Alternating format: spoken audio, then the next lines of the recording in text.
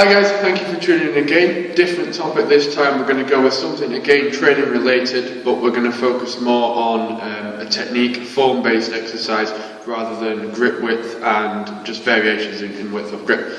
What I want to talk about today is something called tempo.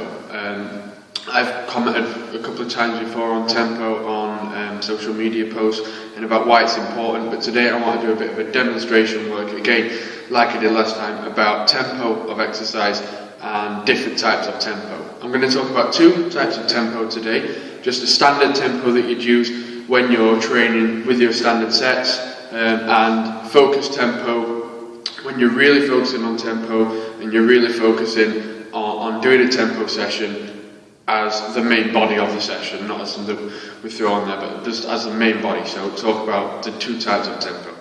I want to talk to you first about why tempo is important and why do we do this, and the kind of tempo that we're looking for, and then I'll give you a couple of examples of it and show you a more practical sort of way to learn how to do tempo work.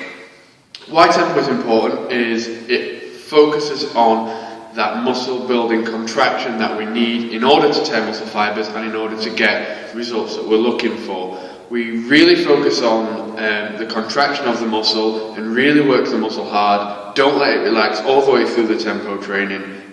When you tend to see a lot of normal exercises done, they're done with good form, but you do relax at the bottom, you come up and you relax at the bottom as well in a bit. And if you can actually feel your muscle, you'll feel it go softer, you'll feel it go harder. With tempo work, it stays the same. So it's there, it's hard, hard, hard, hard, hard, always tensed, and up the same, always tense.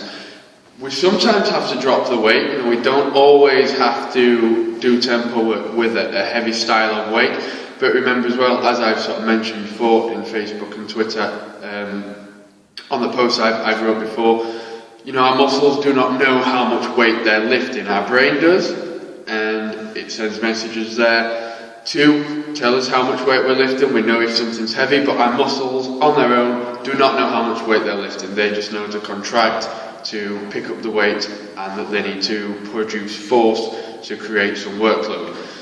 So we do have to lighten the weight sometimes with tempo. Lightening weight during muscle building exercise isn't as important as it's made out to be. We very much need to lift with the thought of contraction and really working the muscles we're trying to work, be it chest, be it legs, be it back, or whatever you're wanting to do. So what I'll do then, I'll stop the video, I'll get a couple of bits of kit out and we'll show you some tempo based work in an arms training format, just 'cause it's the easiest way to show you, but we'll do some tempo based training and I'll show you this kind of tempos and the speeds we'll look for. Okay, so two exercises we're going to do. We're going to do bicep curls standard, bicep curls with tempo. The first one I'm going to do is going to be a standard bicep curl, so I want you to see how slowly I would do a bicep curl in my normal training days, and then the second one is going to be a forced tempo bicep curl, and hopefully you'll see the difference. You'll see me tense a lot more and focusing a lot more. The forced tense curl should be a lot harder, so it should seem that I'm finding it equally as hard even though the weight's less. And then we'll talk a little bit about the differences between them two. I'm going to use a 10 kg dumbbell for my standard curls, and I'm going to use a 5 kg dumbbell for my tempo curls. So you'll see the difference in the weight, and you'll see sort of that the difference in weight and the drop in weight doesn't necessarily make the exercise easier, actually makes it harder or as hard as a normal curl would be. So starting out with just standard bicep curls, okay? With the dumbbells up and then just up, we'll do twist curls for this one, head up and forwards as always. Nice and steady movement, nice and slow. Some people might say this is a bit slow, some people might say it's a bit fast, but this is the kind of speed I would use for my bicep curls, okay? Nice and standard bicep curl. No tempo, no forced tempo there, and then now it's time to go into a full forced tempoed workout, okay?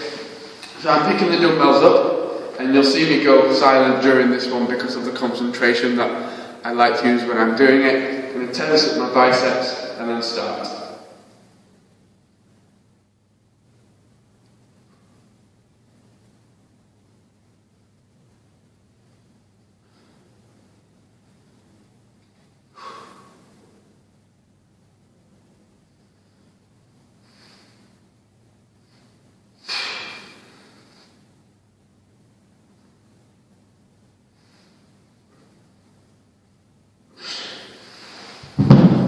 Okay, so a lot slower and a lot more focused.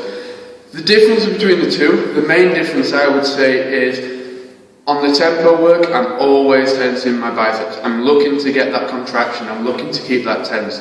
When I'm training chest, I would keep my chest tense, slowly up, slowly down, slowly up. No straight elbow, as you can see, slowly down. So tempo work is all about that contraction, keeping that contraction, keeping your muscle under tension. It's the time under tension we're looking for with tempo work, not the time under workload. I hope that helps. Give it a try with your workouts. See how you get on. If you've got any questions or comments, feel free, leave them below. Thank you for watching.